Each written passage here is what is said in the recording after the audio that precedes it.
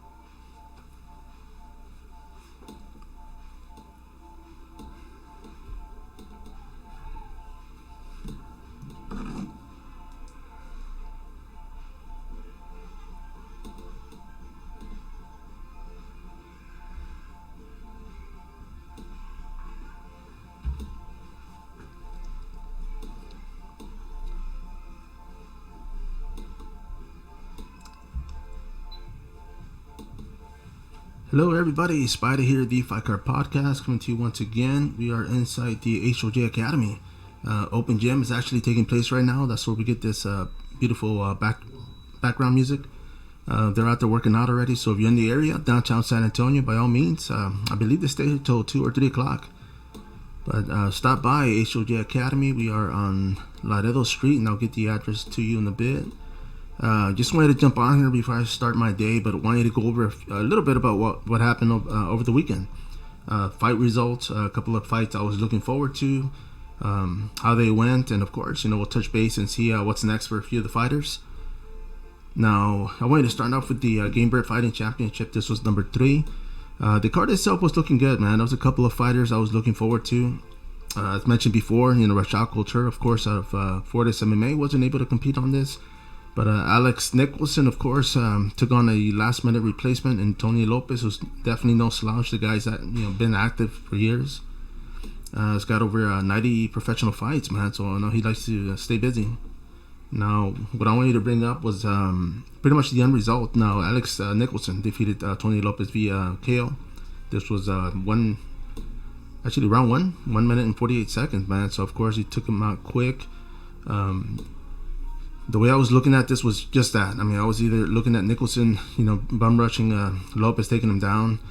He was the shorter of the guy. I mean, both guys were huge in stature, of course. But I was looking for a war, man. I mean, Tony Lopez, of course, like I said, he's no slouch. He's actually been in there before. He's been in a lot of wars. And, props to him for stepping in and saving the main event, man. So, of course, congratulations, Alex Nicholson. Now, moving down, I'm going to go Darian Abbey, of course, defeated Justus Faui. This was via unanimous decision. Havanes Ross defeated RJ Summerlin via TKO. That's 1 minute. 3 minutes into round one, I'm sorry. And the bout I was looking forward to, another one that I was looking forward to was actually Anthony Ngokani, of course, defeated Wesley Golden. Anthony, of course, started training here in Texas, with Pete Spratt. I mean, they were early training partners. And he actually moved up to Vegas, man. The guy's actually involved in movies. I think he had posted he got another movie, I guess, contract. So props to him, man. I mean, definitely, I'm happy when these guys get stuff like that, because it's just, all this training. I mean, of course, movies got to be made, or you got to coach, or even star in them. So by all means, congratulations on the win and on the movie deal. So hope to see him out there more often, man. Now, next one down, should I say? Dustin Clements, of course, defeated Buddy Bozier. This was via TKO, 29 seconds into round one. Now, Dustin Clements was a tower of a man. This guy was a tall dude, man. I mean, I was, looking forward to Buddy bum rushing him, getting the wrestling takedown. The guy, both guys coming in, to win. But like I said, I mean, Dustin did get the victory. 29 seconds into round one, and the fight moves on, man. I mean, that was the second bout of the card. The first bout of the card was actually Cody Herbert. He defeated James Freeman via submission. 1 minute into round one. A lot of these bouts went pretty fast. Now, the fact that it is bare knuckle, I kind of expected that. Of course, nobody wants to get hit in the face, especially with no gloves. But the guys and the ladies, men and women, actually stepped up, put on a great show. So that was Gamebred Fighting Championship, happened in Biloxi, Mississippi. And looking forward to number 4. And I'm hoping they actually start making championship bouts towards this. I mean, this is something that I'm a fan of. I mean, I love the platform. And looking forward to a title bout on number 4, man. Let's see if they announce that, and let's see if they can make that happen. So, great job, everybody. Next one up. The results, for some reason, weren't up yet. Not all of them. This was for the BYB Extreme that went down in Florida. I mean, of course, not Triad, but Trigon. I mean, they used the triangle-shaped ring to bring in more results, man. Now, we had a fighter from Texas taking on champion Patricia Juarez. Now, Patricia Juarez did get to defend her title. She got the win that night. This was on Friday. And she moves on, man. I mean, of course, we have another one in Desmond Green. I mean, he improved his record to 2-0. The co-main event. And, of course, Barry Jones, he came in from outside the country and made his US debut. And those are all the ones that I was able to find as far as results. BYB, of course, typology is not updated yet, so that's kind of what I went to. Their website's only got a few up there. But they're doing good things, man. I know there's a lawsuit going on with the whole copyright infringement for the ring that they use with them and Triad. So hopefully that clears up. Looking forward to Triad once again, come back. And I hope they can go through this, man. I mean, different platforms for different fighters, so looking forward to it. Now we're gonna move out of that and go into the Paul Woodley Showtime boxing fight. I mean, of course, me and Aaron Suarez had actually brought up the point that he's actually bringing a lot of fighters with him. With that being said, as far as competitors wanting to fight and compete, everybody's getting paid, man. So Paul versus Woodley, I wasn't a fan of it. I mean, I looked at the end result. Of course, Jake Paul defeated Woodley, knocked him out, the unconscious. I mean, that was pretty brutal. And we'll see where it goes, man. Do you want to see a part 3? I don't. I mean, hopefully they bury this and move on. But the card itself, man, I mean, it brought a couple of fighters in. Amanda Serrano, of course, she defeated Miriam Gutierrez via unanimous decision. Deron Williams, man, actually, I was pretty hyped about that, man. He defeated Frank Gore. Deron, of course, a student of trains with the Fortis MMA guys in Dallas, so that was pretty dope. Looking forward to more guys making that transition.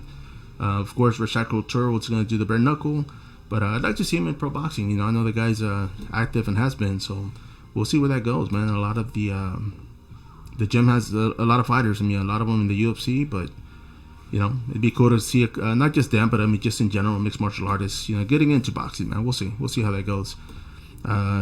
Moving down, we got Liam Paro defeated Jumar Alamo.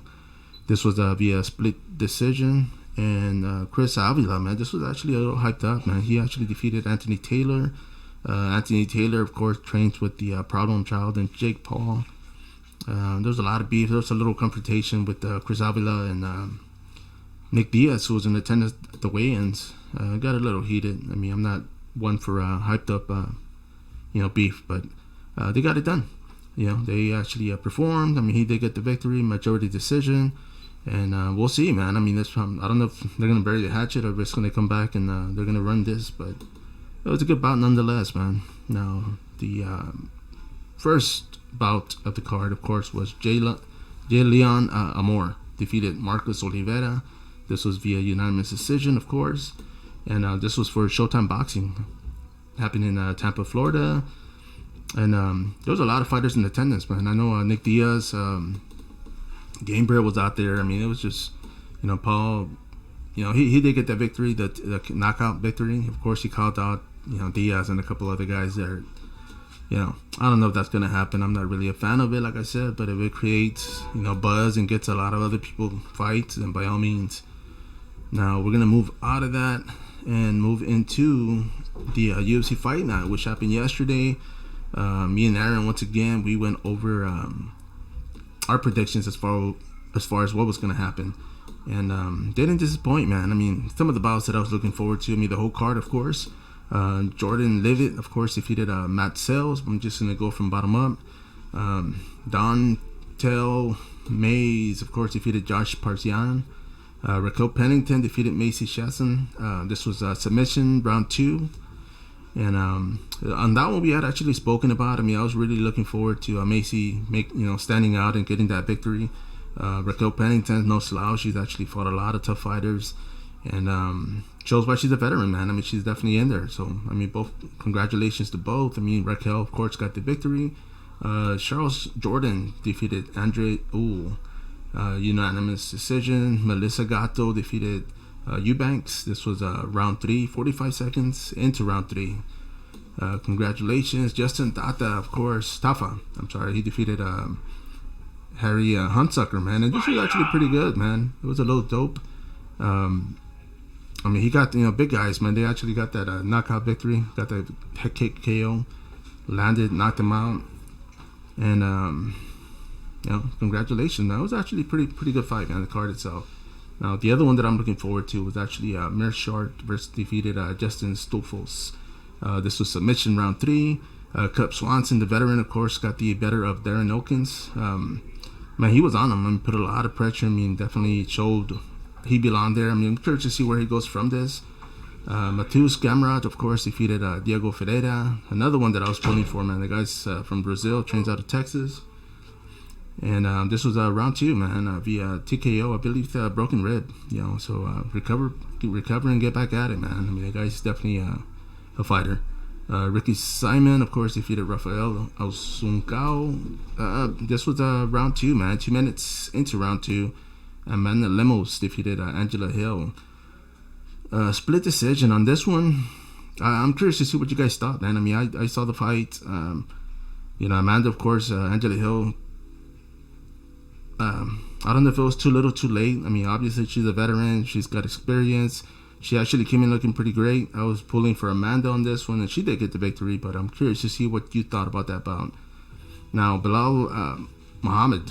Man, this wasn't a shocker. I was looking forward to him. Well, looking to him to actually get the decision, man, and he actually did. I mean, he pulled one over Stephen Thompson. Of course, was able to utilize his striking. I'm a fan of both guys, of course. Muhammad, the better grappler. I mean, he definitely showed he belonged there. I know he called out Usman after this. I don't think that'll happen. Would love to see him fighting, Vicente Luque maybe. I don't know. It'd be cool to match him up against another, even the top 5 guy. Yeah, it'd be interesting. But looking forward to him, their career, man. We'll see where Stephen Thompson goes from here. Main event, Derrick Lewis. Of course, I called it earlier in the bout. This was a 5-round fight, but he was able to knock out, his opponent, man. Chris Dukas, of course, round 1, and it was kind of. He was a new guy in, and a lot of these fighters are. I mean, not to say Lewis is actually up there as far as age, because the guy's still young. Now he's 26-8, went up a notch. I mean, he's still top 5 contender. Chris Dukas, of course, we had brought that up and said, the guy's, even if he lost, he'd still be up there. He's still a rising star. Just see what happens from here, man. I mean, the guy, I think he was a number 11, ranked number 11 in the heavyweight division. So definitely still a top 15 contender. But that was for the UFC Fight Pass. And of course, I wanted to go over and see what you guys thought about everything else, man. I mean, of course, we got a couple of people wanting to get on here. And whether it happens or not, who knows. But looking forward to this. So with that being said, everybody, thank you for tuning in. Of course, I'm going to log off and jump back on this next week. I've got 2 guests coming in on board for the week, so we'll see what happens, see where it goes, and looking forward to Aaron coming by, of course, once again on Friday, and recapping some of this stuff, man. We'll try to see if we can play matchmaker and match up some of the fighters. Fury FC is happening tonight in Houston, and they will be on the UFC Fight Pass, man. I mean, Peter Caballero, of course, he's on there. I mean, we got Matt Mooney. The main event, I mean, Joe Silva, it's going to be a stacked card, man. So if you're on the UFC Fight Pass, check it out. If not, definitely subscribe. And as always, this is Spider. We are the Fight Card Podcast. Until next time, follow up.